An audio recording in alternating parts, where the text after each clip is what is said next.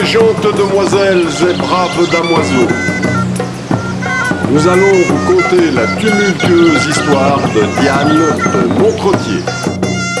Fraîchement mariée au comte de Montrottier qui avait fière allure, sûr de lui et de son pouvoir, contrairement au petit comte de Pontvert qui ne régnait que sur un bien petit domaine, Diane a passé un printemps merveilleux, à gambader dans les champs, à travers le château et le parc. Son petit page, fou d'amour, l'accompagne toujours, portant son panier et ses bouquets. L'hiver vint. Diane, se morfondant, constate qu'elle est délaissée par son comte, toujours absent, à chasser et à courir. À ce propos, elle a découvert qu'il n'y a pas pire qu'un conte courant. Ainsi se lamentait la jeune comtesse de Montrottier, sous les regards énamourés du page.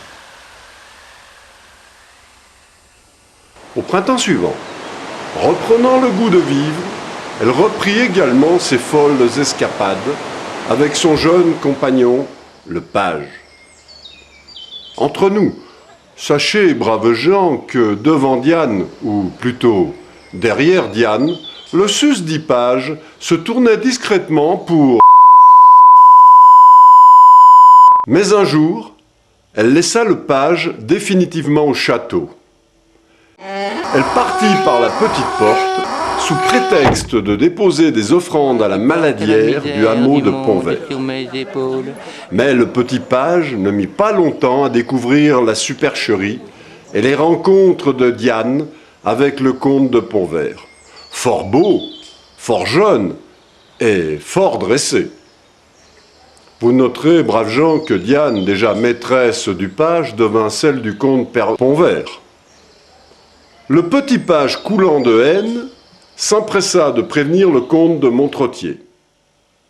Le mari trompé simule un départ lointain à la chasse.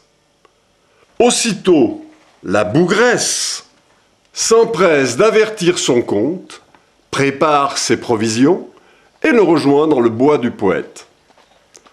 À peine eut-il le temps de joindre les deux bouts à l'agréable que surgit du diable Vauvert le comte de Montrottier sur son fier destrier.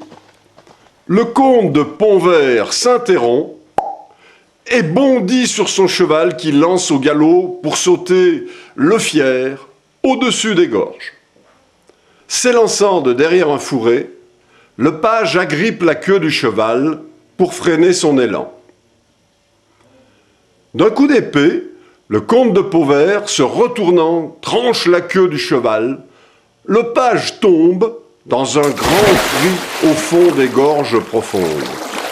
Le courant l'entraînera jusqu'à la mer des rochers. La pierre des fées deviendra sa tombe pour l'éternité. Une cellule du donjon devint la prison de Diane. Elle n'avait plus pour distraction que les bruits du château, l'angélus et autres cloches du curé de Lovagny, et parfois, tôt le matin, le chant d'un rossignol. Elle est certainement morte très jeune. Ainsi va la vie.